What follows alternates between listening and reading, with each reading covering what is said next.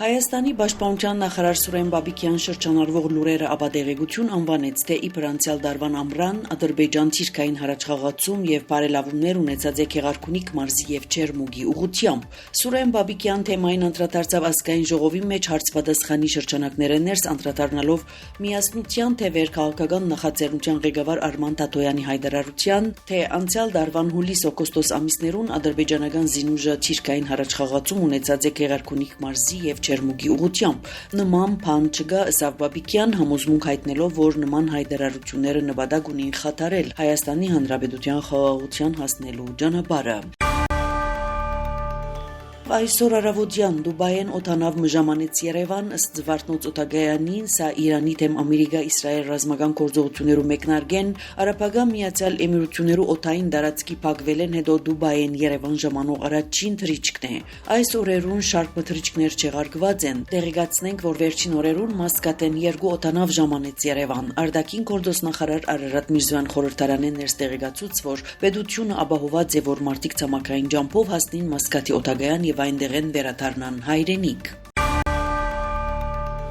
Իրան եւ Իսրայել գշարունակեն փոխադարձ հարվածներ թիրախավորելով ռազմավարական նշանակության գառույցներ։ Իսրայելի պաշտպանության բանակը հաղորդած է, որ հարվածներու նոր շրջանը սկսած է Իրանի ուղղությամբ։ Իրան իր հերթին հայտնած է Իսրայելի եւ տարածաշրջանի մեջ տեղակայված ամերիկյան ուժերու ուղղությամբ հարվածներու մասին։ Ավելին, Իսլամական հեղափոխության բահբաններու ստորապաժանումը հայտարարած է Ամերիկայի եւ Իսրայելի դեմ պատասխան գործողություններու 18-րդ ալիքի մեկնարկի մասին։ Նշված է նաեւ, որ Իսլամական Հանրապետության կառավարությունը երկարատև պատերազմի բարակային պետությունը կառավարելու ծրագիր կմշակե։ Իրանի մեջ իսրայել-ամերիկյան հարվածներու հետևանքով 1100 անձ զոհված է, այս մասին կհայտնի իր գործակալությունը։ Ամերիկայի ձերագույդի հանրապետական գուսակցության անդամները մերժած են փանացեվը, որը գոչ կներ Միացյալ Նահանգներու վարչակազմին արգելել Իրանի դեմ ռազմական ուժի գիրառումը առանց օրենսդիր մարմնի արտոնության, կհաղորդե Associated Press գործակալությունը։ Հանրապետականներու կողմեն վերահսկվող վերին բալադի մեջ փանացեվը ընդունելու համար անհրաժեշտ էր օրենսդիրներու բարձ մեծամասնություն։ Պատերազմական լիազորություններու մասին փանացեվը օրենսդիրներուն առիթ կուտար պահանջել կոնգրեսի կողմեն հաստատում նախքան որևէ հետագա հարձակում իրականացնել։ Ամերիկայի պաշտպանության նախարար Հեքսետ նախապես հայտարարած էր, որ Իրանի դեմ սկսած պատերազմը կրնաշարունակվի 8 շաբաթ ավելի երկար քան կանխատեսած էր Ամերիկայի նախագահ Թրամփ։ Միացյալ Նահանգներու պետական քարտուղարությունը հայտարարած է, որ սկսած են չարտերային թռիչքներ Ամերիկայի այն քաղաքացիներուն համար, որոնք Իրանի դեմ ռազմական գործողություններու մեկնարկեն ի վեր մնացած են մերձավոր արևելքի մեջ։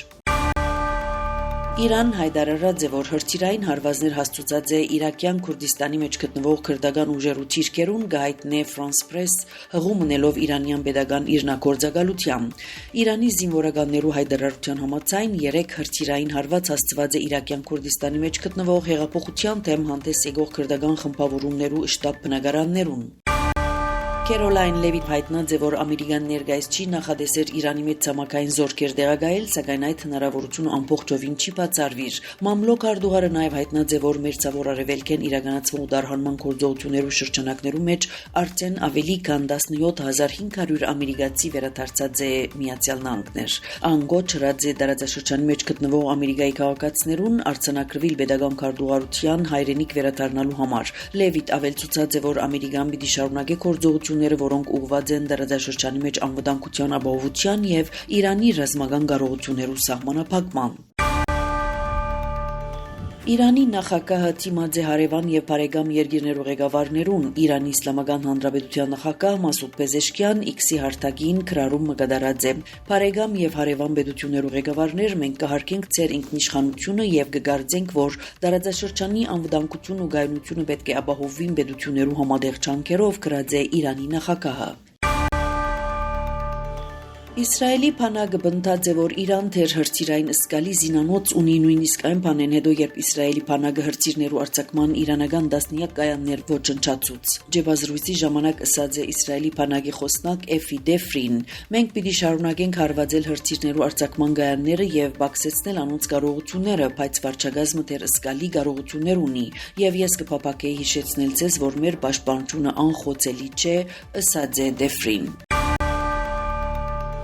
ՆԱՏՕ-ն դադարեցրած է Իրանի կողմեն Թուրքիա ուղղությամբ բալիստիկ հրթիռի արձակումը, հաղորդակցության մեջ նշված է, մինչ Իրան կշարունակի հարձակումներ առանց խտրականության, ՆԱՏՕ-ն ամուր կանգնած է իր բոլոր դաշնակիցներուն, ինչպես Թուրքիո կողքին։ Նշենք, որ Թուրքիո պաշտպանության նախարարությունը հաղորդակցություն տարածած էր միջադեպի վերաբերյալ եւ հայտնած, որ Թուրքիան կշարունակի իր խորհրդակցությունը ՆԱՏՕ-ի եւ մյուս դաշնակիցներուն հետ։ Թուրքիո արտաքին գործոստնախարար Հական Ֆիդան հերախոսազրույց ունեցած է Իրանի արտաքին գործոստնախարար Աբբաս Արաքջիին հետ։ Ֆիդան փոխանցած է Անկարայի արձագանքը Իրանեն արձակվելեն հետո Թուրքիո օդային տարածք ուղղություն վերցուցած եւ չեզոքացված բալիստիկ հրթիռի վերաբերյալ եւ նշած, որ պետք է խուսափիլ որևէ քայլե, որը կրնահանգեցնել հագամարտության տարածման։